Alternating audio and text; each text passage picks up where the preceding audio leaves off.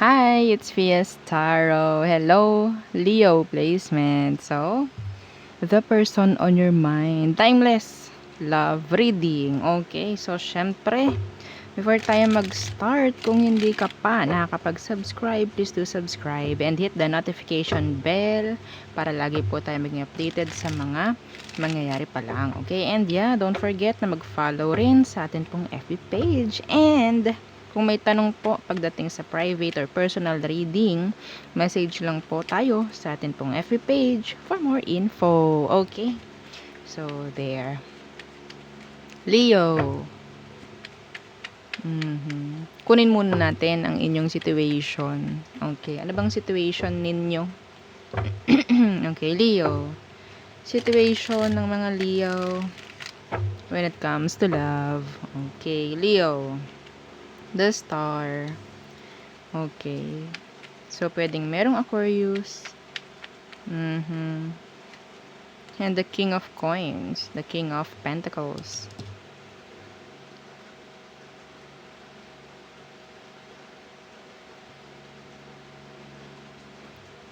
Wait.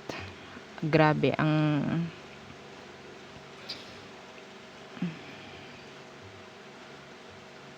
Okay. Wala pa rin nagbago. So, the Star and the King of Coins. Okay. So, sinasabi dito sa situation, parang merong umaasa, no? May nagdarasal dito na parang sana magkaroon ng pagbabago, like improvement. Okay, sa situation. Okay? Yan, narinig ko, nawa. Ano bang meron? Okay, ano bang meron sa taong ito? Description. Para malaman yung siya. Okay. Ano bang meron sa taong ito, Leo? The Knight of Swords. Okay. So, I guess, pwedeng kausap nyo to. Nagkakaroon na ng conversation. Knight of Swords. And the Two of Cups. Pero, no emotional connection. O, parang ganyan. Yeah. Parang connection or communication lang ang kaya niyang ibigay sa ngayon.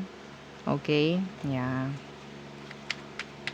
Tingnan natin. Ano bang emosyon niya for you? Emosyon ng person mo sa'yo. Leo. Strength in reverse. And, hindi to naka-guard. Okay? Walang guard to.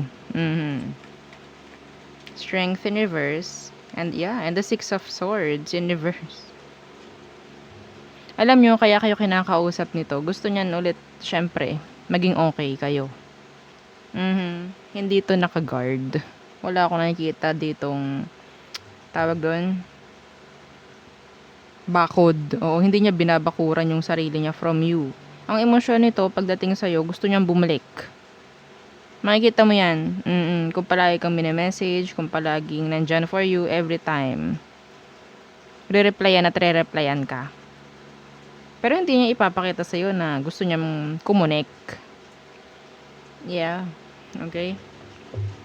So, meron ditong nangyaring separation, pero merong nangyayaring communication ngayon.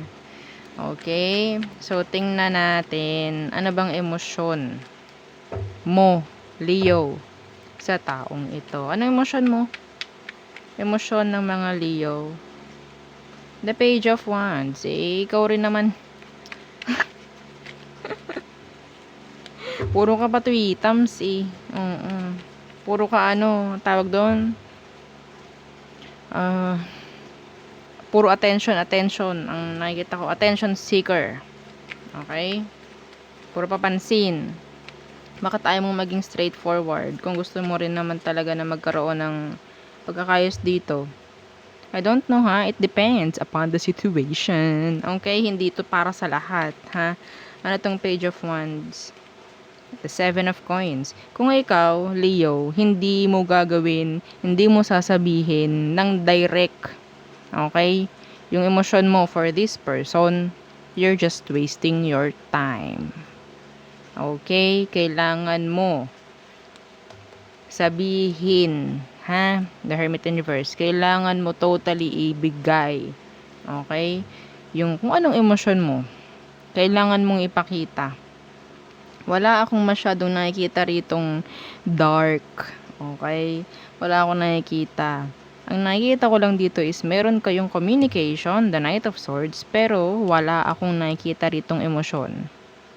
Or totally, sabihin nating pagbabalikan talaga. Connection, communication lang. Alam mo, hindi kayo entertain nito kung wala pa rin, kung walang gusto yan. Kung hindi ka na okay, kung hindi ka na gusto, hindi ka na i-entertain nito. I think, ina-entertain ka eh. Nakababa ang guard niya. Okay? Yes. This is you. This is you. I think, gusto nito na ikaw pa rin totally yung mag-open up. Eh, ikaw dito, nakikita ko, wala kang ginagawa. Ito is, para sa mga Leo na, or sa person ninyo na walang sabit. Okay? Yung alam nyong single kayo pareho. And gusto nyo i-fix everything. Okay? Regarding sa situation nyo, sa relasyon nyo. Okay? Wala akong nakikita ritong masyadong mabigat na issue. Ha? Kung kayo, may issue kayong sobrang bigat, hindi ito para sa inyo. Okay? Kasi sinasabi ko rito, bakit ayaw nyo pang makipag-usap? Ayaw nyo pang maging straightforward sa feelings nyo? I don't care, no? I don't care sa sinabi kong ganun kung ang issue nyo ay third party. Ha? Oo. Wag nyong kukunin to. Hindi to para sa inyo. Hindi para sa inyo tong sinasabi ko na sabihin mo kung ano emosyon mo. Hindi para sa iyo. Okay? Next action ng taong to pagdating sa'yo. The King of Wands in reverse. And the Queen of Wands. Aatating ka. Oo. Aatatin ka. Tingnan mo, hindi kayo magkapareho. Merong magsasubmit, merong mangungontrol. Okay? Some of them, ikaw yung ima-manipulate niya. The King of Wands universe. This is a manipulator. Okay? Pero hindi ko nakikitang masama dahil may attraction siya pagdating sa'yo. I don't know why. I don't know. Tingnan natin anong magiging outcome nyo. Okay. Outcome. The Emperor in reverse. May awkward feeling. May awkward. Oo. Yeah, the Hierophant in reverse. Bahala kayo. Wala akong nakikita ritong, kung gusto nyo communication lang, okay, communication lang, parang ganyan. Pero no seryosohan sa ngayon. Okay? So, wait lang po, ha? Okay. So, I guess, ayun na yung pinakamaganda na wag nyong aalisin yung communication nyo kung gusto nyong merong mangyari ditong mas magandang result. Okay? Pero, opening up, kailangan. Yeah, opening up. Hindi pwede yung paligoy-ligoy dito. Hindi pwede yung patwitams-twitams. Walang mangyayari. Sasayangin mo lang yung oras nyo. Dahil walang mag-open up. Okay? Someone, kailangan talaga maging responsible dito. The Star, the King of Coins. Okay? Si King of Coins, responsible yan. Sa lahat ng bagay. Eh kung hindi mangyayari yun, eh walang mangyayari. No? Walang patutunguhan tong communication na to kahit meron kayong communication, walang mangyayari, walang pag-level up. Okay? Kasi nandyan yung hiya, nandyan yung takot, the Emperor in reverse. Okay? Hanggang sa dumating na lang sa punto na magalit na lang kayo sa isa't isa dahil walang nangyayari. So, gusto nyo ba yun? Ayaw natin yun. Oo. Gusto nyo maging okay kayo, diba? Oo. Okay. Hindi yun para sa mga may third party, ha? Hindi ko nakitang may third party doon. I'm so sorry. Okay, wala akong nakita doong sobrang lalang issue. Ha? So, maybe next time. Okay? So, tayo tumungo na sa all signs. All signs. Aries through Pisces. Okay. Aries. Oh, they want to commit. Gusto nila, mayroon silang i-express. Okay. Taurus.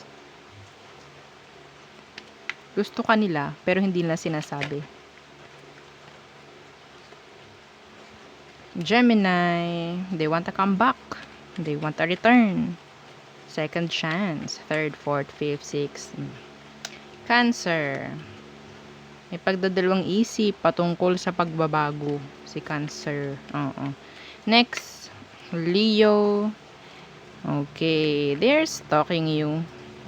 Kung hindi kayo kinakausap nito, nag-i-stalk sila.